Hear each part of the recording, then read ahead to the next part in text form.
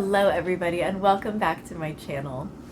So today I want to do something kind of fun. I recently bought a vintage Hugh Tracey Kalimba from eBay, and I want to tell you the story behind the Hugh Tracey Kalimbas because it's actually kind of a cool story. And it's how we got Kalimbas. It's how lots of people have learned how to play them in the Western world. So let's talk.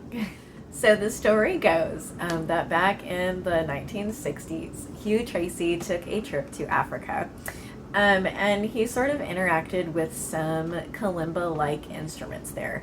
There are a few of them. There's the mbira or the sansula, or there's lots of different ones. I don't know the most about African instruments. That's a continent that I haven't studied a lot, so I don't know a lot about. But Hugh Tracey went there. And he saw these, basically they're mellophones. You have an amplifying box, right? And then you have tines laid across the front, and they vibrate to make a sound. And that's how we get music out of a kalimba. So he saw these and he thought, wow, I really like this. So basically what he did is he adapted the idea to make an instrument in the Western scale. Now, I'm not going to get too far into music theory because I know that's a little bit confusing for some people, and the mention of it kind of scares you off, and I understand. Music theory can be a lot. But this isn't super complicated. Basically, just like all cultures speak different languages, you would think that music would be a universal language. And in some ways it is, but in some ways it's not. Different cultures use different scales, and they use different ideas and conceptions of notes, and what the notes in a scale even are. So it's very fascinating. So while a lot of people will say, oh, the kalimba, it's an African instrument, the kalimba is absolutely not an African instrument. What Hugh Tracey did is he took the idea of the instrument, which is very African in design, and then he used it to make an instrument that could play Western notes on a Western scale.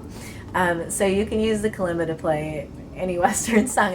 Now, I picked up this vintage Hugh Tracey kalimba. I think this is from the 70s, just because I wanted to see how it would sound. And I'm going to go ahead and play it for you, but I'm also going to tell you that it's not fantastic. And maybe it's just because the age of the wood, it hasn't aged well, or it could be that the design was not spectacular in the 70s, because there are a lot of poorly designed instruments from that era that are still around that are just really difficult to play because they were not well designed to be played well. I can say that while I don't personally own one, I have played on a Hugh Tracey kalimba that has been made in the last like 5 years or so, and that is a very nice kalimba. They sound really pretty. The tines are not an issue, anything like that. They're nice kalimbas.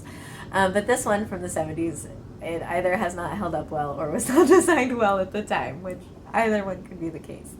But either way, I just want you to know this is not representative if you're going to buy a brand new Hugh Tracey kalimba, which I'll put a link down in the description in case you want to look. They have a few different tunings and styles, and it's pretty cool. Including a chromatic kalimba, if that's your thing. I actually had to really mess around with this to get it to sound even the way that it does right now. It's supposed to be, supposedly, the treble kalimba with 17 tines is supposed to be tuned in the key of G, but it starts on the third, so it starts on a B, which kind of opens up some interesting musical possibilities. It gives it a greater range in some areas, and of course a smaller range down at the low end. But either way, I tried tuning it in that, I tried tuning it in C, and none of those were at all successful. So the best tuning I found was in the key of E. So I'm going to play that for you, and you can tell me what you think.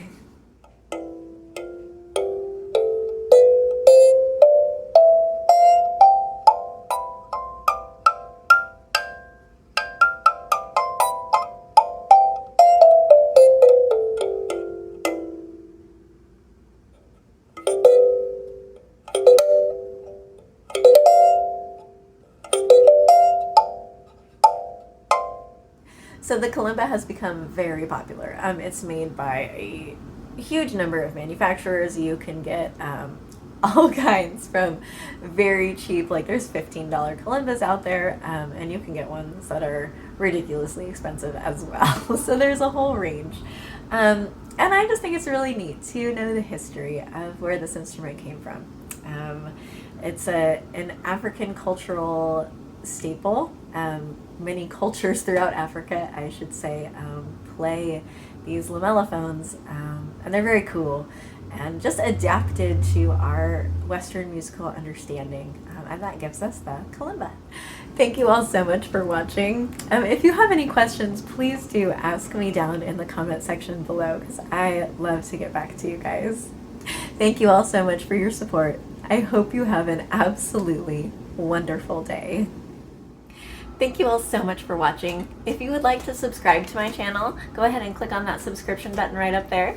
Otherwise, if you would like to join my Patreon or buy me a coffee, the links to those are down in the description.